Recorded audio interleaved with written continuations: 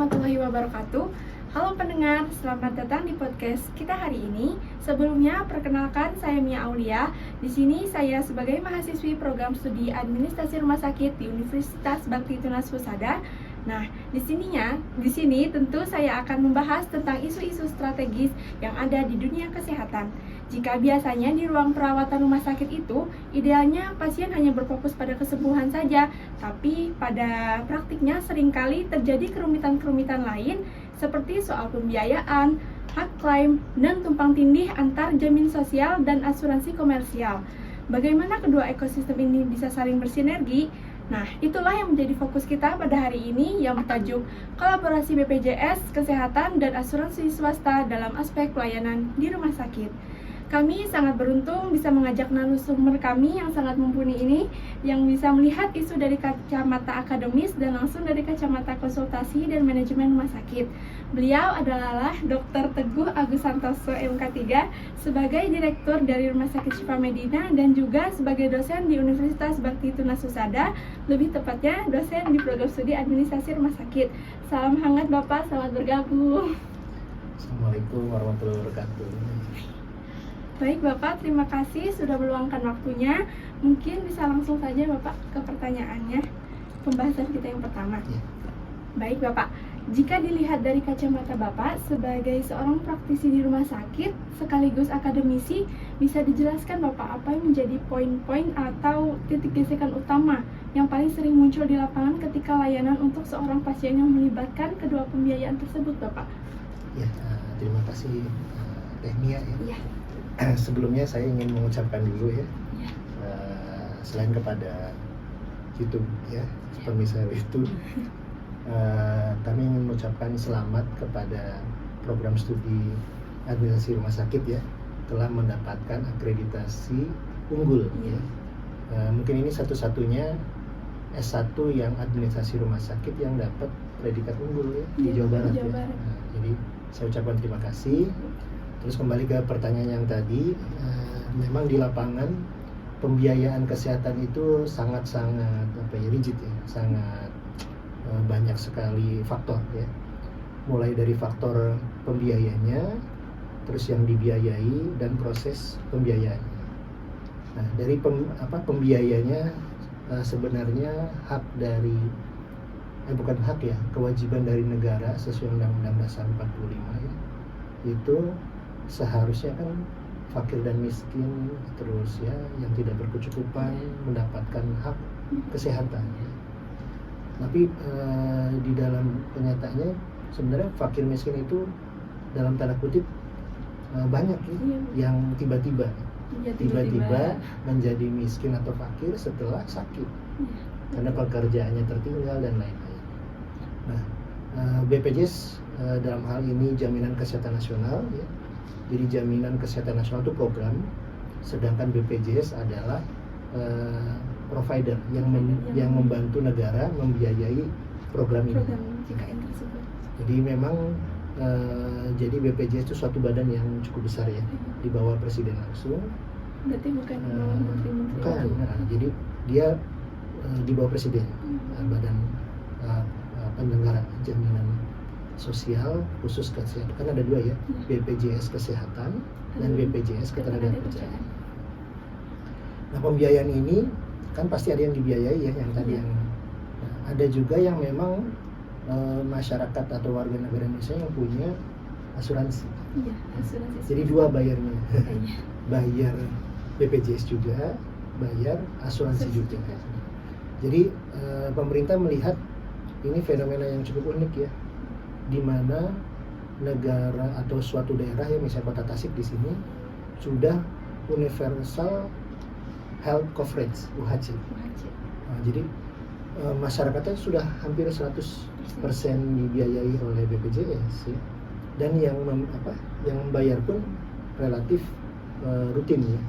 Tapi ada juga yang menunggak ya. Tapi persentasenya mungkin sudah sedikit ya dibanding kota-kota lain. Jadi Jawa Barat itu termasuk yang bagus ya untuk UHC-nya. Tasik, terus ya beberapa kabupaten kota yang agak susah mungkin daerah-daerah timur ya, Papua, Sulawesi dan lain-lain. Kalau Jawa Barat itu termasuk yang cukup bagus. makanya sering menjadi percontohan. Nah, kembali yang tadi, dua pembiayaan tadi, baik itu asuransi swasta ya istilahnya, dan asuransi BPJS, asuransi negara. Nah, dari pengalaman yang ada di rumah sakit memang diperbolehkan. Namanya COB, ya. Coordination of Benefit, ya. Koordinasi manfaat. Jadi manfaatnya itu dipakai semua. Jadi BPJS membayar, asuransi juga ikut membayar. Biasanya ada syarat memang. Nah, syarat itu biasanya ya pasien teh harus naik kelas. Biasanya dari kelas 1 ke VIP, ya, atau dari kelas 2 ke kelas 1. Jadi tanggungannya juga nambah itu ya, Pak? Ya, memang pasti nambah. Karena kan ingin apa? Ingin lebih enak gitu ya di rumah sakit ah. Kayaknya enak ya kalau dari dirawat di VIP misalnya. Tapi sebenarnya nanti ke depan nih mungkin ya di tahun 2026 sudah tidak ada kelas 1, 2, 3 lagi. Sudah menjadi apa? Namanya kelas rawat inap standar. Nah, ini menjadi fenomena lagi. Itu gimana caranya ya? Agar, nah ini kan berarti tidak bisa naik kelas ya, kecuali ke VIP langsung ya. Nah, kalau tidak bisa naik kelas, cost of benefitnya bagaimana? Kemarin ada mungkin diskusi, oh kalau gitu boleh dong BPJS bayarnya cuma 75%, nah misalnya. Sisanya asuransi swasta. Nah, itu masih jadi perbincangan ya. Masih perundingan. Jadi ya semoga sih kedepannya jelas ya. Kalau BPJS mau menang, kalau misalnya pasien punya asuransi, diberitahukan ke BPJS, oh BPJS saya punya asuransi swasta loh, saya mengklaim apa istilahnya BPJS dipersilakan untuk membayarkan hanya 75%, sisanya dari asuransi. Atau tergantung, apa 50% boleh. Bisa kayak gitu. Nah, itu tergantung BPJS-nya nanti dengan asuransi. Berarti ditentukannya sama BPJS ya, Bapak? Iya, nanti aturannya semoga peraturan terbaru BPJS ya, peraturan presiden itu memperhatikan hal itu. Ya, sehingga masyarakat yang sudah bayar asuransi double ya, itu bisa memanfaatkan dua-duanya. Jadi nggak terbengkalai aja. Itu kan sayang ya. Sayang udah bayar tapi. Iya betul. Lanjut mungkin ya Pak. Ya, lalu bagaimana Pak secara konseptualnya? Menurut Bapak apa tujuan ideal kolaborasi ini? Apakah sekedar pembiayaan atau ada tujuan yang lebih strategis untuk sistem kesehatan selanjutnya Pak? Mungkin ya pemerintah dalam hal ini Kementerian Kesehatan melihat biaya kesehatan tuh makin tahun makin besar ya. Makin besar. Dan nggak mungkin semuanya ditanggung negara ya, pastinya ya. Mungkin dengan COB atau kolaborasi ini negara terbantu ya. Dan masyarakat pun ingin membantu sebenarnya. Ada loh yang pasien dia tuh punya ya istilahnya ada BPJS, ada juga asuransi, tapi saya pengen pakai asuransi saja. Tapi oleh biasanya pihak rumah sakit menanyakan, ibu kalau punya BPJS atau bapak kalau punya BPJS digunakan saja BPJS-nya. Padahal seperti itu boleh, bagus ya. Hanya saja kan sayang punya asuransi. Nah itu ke depan apakah nanti definisi universal health coverage itu akan apa ya? Jadi universal health coverage itu sebenarnya coverage BPJS plus asuransi swasta. Itu nggak apa-apa. Betul. Jadi itu sangat mendukung kan. Jadi asuransi swasta yang ada sekarang itu harusnya mendukung program ini. Karena memang nanti pasti begitu, pembiayaan itu pasti membesar makin banyak yang sakit juga, usia lanjut sekarang meningkat 75 tahun ya kan? Iya, seperti ini sejak ada bencana ini juga Pak gimana itu? Kalau bencana agak susah ya BPJS ya, kalau itu biaya negara ya. Kalau BPJS itu yang benar-benar sesuai dengan namanya sekarang IDRG ya. I-nya itu Indonesia Diagnose Related Group. Ya, IDRG nanti akan diberlakukan juga di tahun 2026. Itu percontohannya Jawa Barat juga. Jawa Barat. Di Jawa Barat itu karena memang kita di UHC-nya sudah bagus.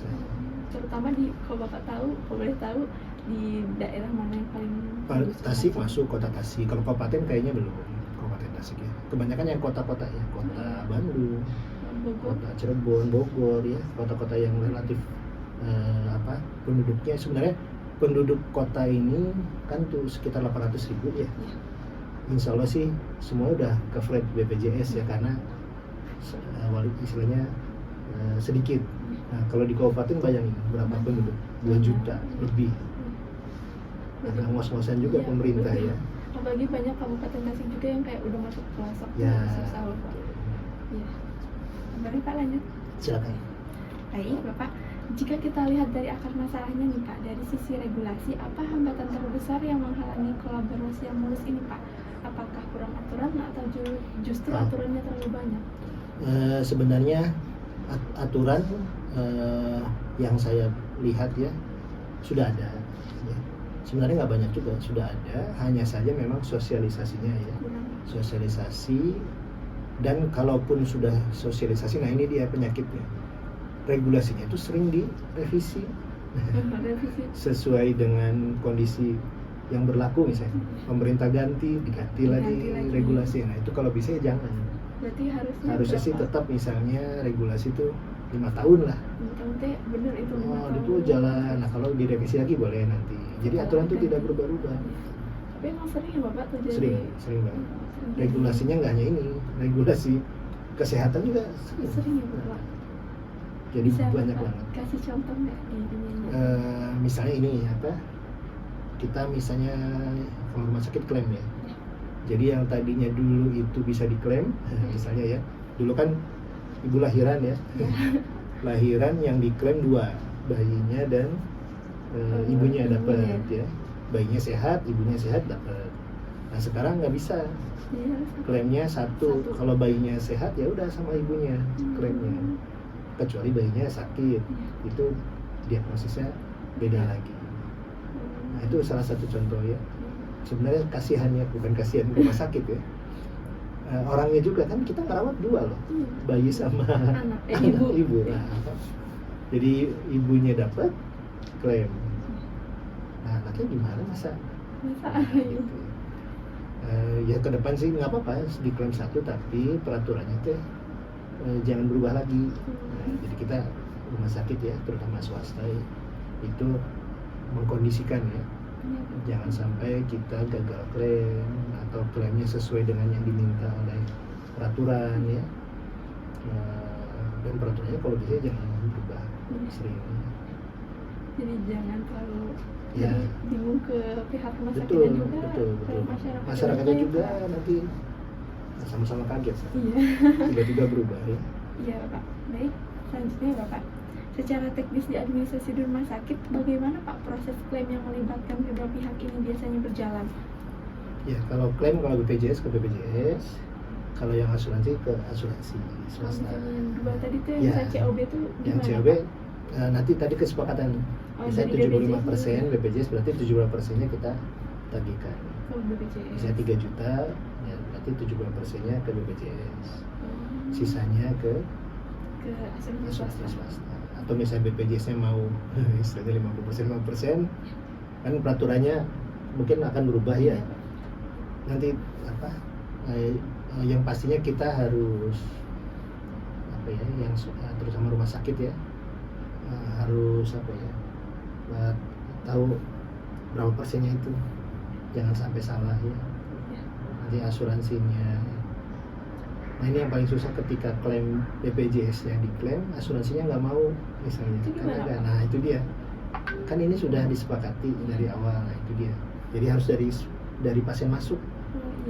Jadi pasien masuk menggunakan apa nih? BPJS saja atau BPJS asuransi atau asuransi saja. Nah itu seharusnya diatur dari mulai awal. Mulai masuk pendaftaran jangan tiba-tiba pas tidak bisa diklaim yang diasuransi sudah selesai rawat inap lah. Biasanya kalau asuransi swasta itu harus ada surat jaminan. Jaminan apa itu? Surat jaminan tuh udah penyakit ini dijamin lah. Oke, jadi masuk. Kalau BPJS kan tidak langsung, jadi baru ketahuan setelah selesai. Nah, kalau BPJS tidak ditanggung, asuransi hanya menanggung sekian, sisanya siapa yang nanggung? Iya. Itu berarti masalahnya di rumah sakitnya Bapak? Maksudnya ruginya? Ruginya dikit. Iya, soalnya kan BPJS kan bayar rumah sakit itu berapa bulan sekali biasanya Pak? Kita kan dikumpulkan tuh. Jadi seluruh kasus kita istilahnya diverifikasi dulu ya, ketemu diagnosis, baru kita klaim. BPJS klaim biasanya tuh awal bulan ya, kita klaim awal bulan, berapa hari kemudian baru ada proses pencairan ya. Biasanya yang pertama uang muka dulu, ketika uang muka dapat baru sisanya terus disampaikan bahwa klaimnya dipending atau tidak. Dipending itu biasanya kita diagnosisnya kurang atau penunjangnya kurang. Berarti ketat sekali Bapak? Iya memang, karena kan uang negara. Oh, iya. Harus jelas ya Pak? Iya, kalau uang negara harus kita harus hati-hati juga. Takut. Itu yang betul, jangan sampai merugikan lah. Baik, mungkin selanjutnya Bapak, apakah ada persepsi yang berbeda Pak biasanya antara staf atau unit yang menangani pasien BPJS dengan yang menangani pasien asuransi swasta Pak? Kalau selama ini kan dipisah tuh ya. Bisa. Biasanya ada loketnya yang beda ya. Kalau di beberapa rumah sakit malah ada loket tersendiri ya, in-health sendiri, apa sendiri ya, bilang wah banyak banget ya. Iya. BPJS sendiri. Mungkin ya ke depan harusnya mereka semua ngerti. Jangan sampai yang ini nggak ngerti, yang ini ngerti. Jadi mungkin bisa juga kayak yang BPJS-nya udah menyetujui yang asuransi. Ya, kalau bisa ya satu aja cukup lah administrasinya. Semuanya ngerti asuransi apapun. Dan kalau bisa asuransinya sama-sama ya. Maksudnya itu peraturannya ya. Penyakit ini asuransi A tidak klaim, asuransi B klaim. Maksudnya bisa diklaim. Nah, itu kan aneh ya. Penyakit ini karena bayarnya nggak bisa diklaim, asuransi ini bisa. Itu jadi kalau bisa disamakan. Jadi bisa kita mengatakan ya Pak. Kalau bisa sama IDRG tadi sesuai. Jadi ya saling membantu, asuransi swasta membantu. BPJS saling membantu asuransi ya Pak.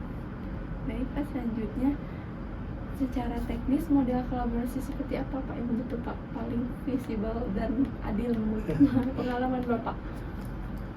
Mungkin di Indonesia dibilangnya BPJS kan bagus banget ya. Sampai dapat penghargaan, bahkan pernah di nominasi Nobel kalau nggak salah ya. Nobel tuh itu ya, dunia ya, dunia. Ya, mohon maaf ya, kenyataannya tidak mungkin tidak seideal itu ya. Mungkin memang universal health coverage di Indonesia cukup bagus ya, dibanding di negara lain. Ya mungkin Nobel melihatnya itu. Indonesia kok bisa berhasil ya universal health coverage negara lain, dan semuanya tidak bayar loh. Kalau di negara itu kan bayar. Misalnya ikut asuransi negara, tapi dia tetap iur, misalnya cuma 2,5%, 3%. Jadi yang dibiayai tidak 100%. Jadi gimana Pak? Jadi cuma 60,5 gitu ya Pak? Nggak sampai setengah sih. 90% misalnya ya, 10%-nya pakai uang sendiri. Jadi masyarakat tuh kalau berobat khawatir ya, waduh 10%-nya itu berapa? Kalau saya sih kalau secara ideal melihat kondisi negara ya, mungkin kita bisa meniru yang paling saya lihat ideal itu Australia. Australia itu asuransinya hidup tetap, yang swastanya hidup, yang negaranya juga. Itu COB-nya itu. Itu mungkin salah satu fungsi COB itu di sini. Pelayanannya bagus. Australia itu termasuk rumah sakitnya itu mudanya paling bagus sedunia. Berarti bukan Singapura dong Pak? Negara tetangga kita itu kan Australia di bawah. Singapura bagus. Tapi standar Australia itu menurut saya cukup bagus. Kalau Indonesia mau meniru ya mungkin Australia. Inggris bagus, cuma ya sebenarnya Inggris Australia kan satu negara persemakmuran ya, hampir mirip ya, cuma secara kualitas masih tetap bagus. Amerika pernah menerapkan Obamacare, cuma ya kandas ya, di tengah jalan. Obamacare tuh mirip BPJS-nya Amerika. Tapi kandas berarti nggak jalan lagi. Saya kira Australia sih yang paling ideal kalau menurut saya ya. Iya. Mungkin dosen lain mungkin beda perspektif ya Pak. Baik Bapak, sebagai penutupnya apa pesan Bapak sebagai langkah konkret yang bisa dilakukan oleh manajemen rumah sakit atau klinisi dan juga pasien sendiri hari ini untuk mulai bergerak menuju kolaborasi yang lebih baik ini, Pak? Yes, kalau dari saya semuanya harus mengerti, harus paham apa itu BPJS. Orang taunya kan BPJS saja, padahal di atas BPJS itu ada program besar namanya Jaminan Kesehatan Nasional. Itulah program sebenarnya. Harus dimengerti itu apa JKN. Ada undang-undangnya loh, ada undang-undangnya juga. Terus tadi buat masyarakat ya, buat rumah sakit apalagi harus lebih mengerti lagi. Kalau buat pemerintah ya, pemerintah itu dalam hal ini Kementerian Kesehatan, BPJS sendiri kan pemerintah ya, Presiden juga itu harus mengerti kondisi. Kalau istilahnya kalau ditanggung negara semua berat pasti. Berat, Pak. Apalagi 100%. Dan itu nggak bakal kuat. Yang saya lihat ya, di negara lain aja nggak bisa. Apalagi di Indonesia yang masih ekonominya Betul. masih turun naik. Sudahlah kita sama-sama mengerti aja. Cari yang paling bagus. Nggak apa-apa nyontoh negara lain. Iya. Sebagai inspirasi ya, Pak. Betul. Maksudnya nggak perlu malu ya. Iya, nggak apa-apa. Nggak apa-apa. Kita kan bukan negara maju kan, Iya. masih Berkembang. berkembang. Itu saya kira. Baik, Bapak, paling sekian Siap. podcast kali ini. Mungkin bisa kita tutup, Bapak, dengan ucapan alhamdulillah. Alhamdulillah. Alhamdulillah. Amin. Sekian. Wassalamualaikum warahmatullahi wabarakatuh. Waalaikumsalam. Terima kasih ya, Bapak. Waalaikumsalam.